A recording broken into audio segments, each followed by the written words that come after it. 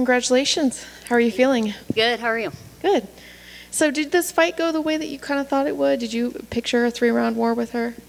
Yeah, she's really tough and dangerous on the ground, so I didn't want to give up too much, and she's really sneaky, so, it was a last-minute opponent change.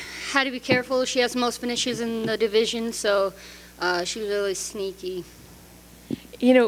You say she's really sneaky. Can you kind of elaborate on that? What does that mean? Yeah, she gets those rear naked chokes real fast, so you don't want to give up, move anything stupid, give up a takedown where she gets your back. So, do you think that seeing that she was a short notice opponent, that those things you have to take into consideration a little bit more because you haven't had time to kind of plan for that? Yeah, we've been trying to just get better on everything, so it wasn't too hard. It wasn't like too much work. Like I wasn't frazzled as bad as maybe it could have been.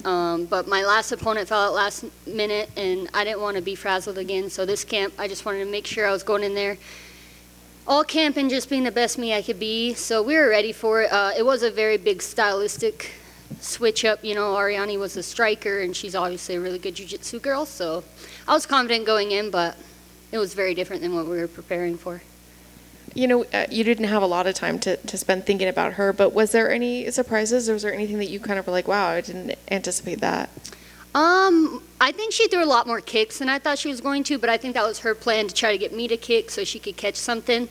But no, I think I gave her shots and takedowns a little bit more credit than I needed to. I think I could have let go a little bit with my hands. I felt good in there, but yeah, wish I would have let go a little bit more. How soon do you want to get back in there?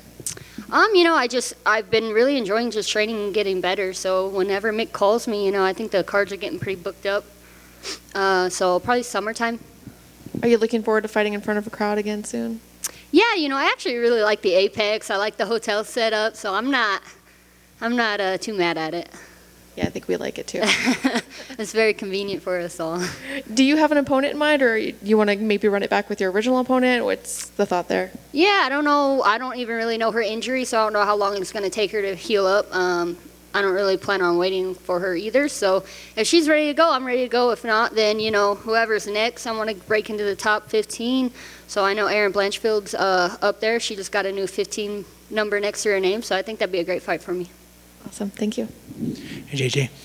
How important was it that you and Miranda fought in the same card and you both are victorious? Yeah, it's awesome. I can't wait to see her. I haven't even been able to see her to say congratulations. I'm really, really happy for her coming off her last loss.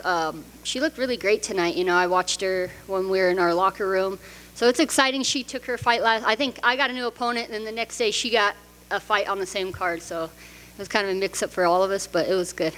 Yeah. Did you know that that matchmakers accidentally matched you guys up first? Yeah, she told me. She's like, oh yeah, they called me. I told them we were teammates, so it ain't gonna happen.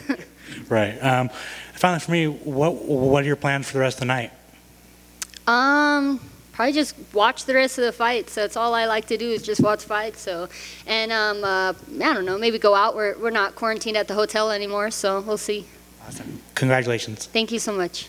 I've actually got one more. You mentioned, it's not going to happen with a teammate. Would there be any circumstance, like a title fight, that you guys would be able to maybe put that aside? Because we are seeing that occasionally that does happen where, it's like, okay, I got to fight for the title. There's no other option. I mean, yeah, I guess it could always happen, but at the same time, either one of us aren't even ranked, so I don't see it happening anytime soon. But yeah, I mean, in a perfect world, if we're both fighting for the title, I think, you want your friends you want to see your friends succeed. So, I mean, if we're both getting paid, then why not?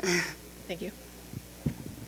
When you were given Jillian, was she actually a more dangerous opponent than the original in your I believe mind? she was. I believe she's a lot better at her craft. She has the most finishes in the flyweight division, so that really does say something. She's very, very dangerous at what she does, and we knew that going in. And I think that's why I was a little bit hesitant in certain spots because I didn't want to get caught. I knew the only way she was going to beat me is if I got caught in something stupid, So I didn't want that to happen. So I was a little bit more measured in my approach, but. And when ended up working out. Sorry, and when you have something that maybe is initial a little bit more dangerous than what your initial opponent, and the fact that it is short notice, does it give you less time to really sort of worry about that? And do you kind of like that short notice part because maybe you don't have so much time to think about an opponent coming up. You just got to focus on yourself and the little fine detail things. Did that help in this situation because it was short notice? Yeah, I mean, we were prepared for everything. We watched her tapes, obviously, and just kind of saw her tendencies and what she likes to do, how she gets to her chokes. You know, it's not always just off the back. It's in transition. So I really just focused in on staying sharp in transitions and positions and not giving anything up. I think there was one position where she kind of pulled you back almost into like a little seatbelt. It looked like she was trying to go for rear naked, but you were able to switch it around on her really easily. Did you feel that she was tiring out there, maybe more so in that round? And was that because of the pressure that you're putting on her? Did you feel that she was tiring out so going in? Yeah, I think she was getting a little bit frustrated because, like, in her mind, she's a better grappler. And when she couldn't choke me, she couldn't get my back, and I was winning the transitions and the positions. You know, I heard her talking to her cornerman the whole time, like, I can't. He's like, okay, get up then. She's like, I can't. So it was like, I think in that instance, yeah, she was getting frustrated. I could tell. And then even you could, well, you probably couldn't hear, but we were watching the corner of hers going in the third round, and they're like, you know, you're down 2 rounds. Did you expect that she was going to try to come out initially and try to do something big because you were dominating so well? I think she would have if she felt she could have. I don't think she could get a read on me. I don't think she could get her takedowns like she's used to getting, and I think it was starting to get to her.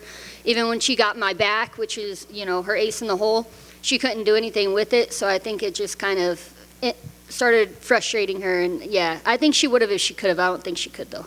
Well, speaking of that, what do you think it makes it so hard for people to get a read on you? What makes you a little bit more difficult than some of the others? I would just say my movement, my timing. You know, my punches are fast. They're not just, I don't just sit on them and just try to knock you out. It's just different. And you could sit there and you could watch tape on me, but once you're in front of me, it's a different kind of pressure. Congrats on the victory. Thank you. Thank you, guys.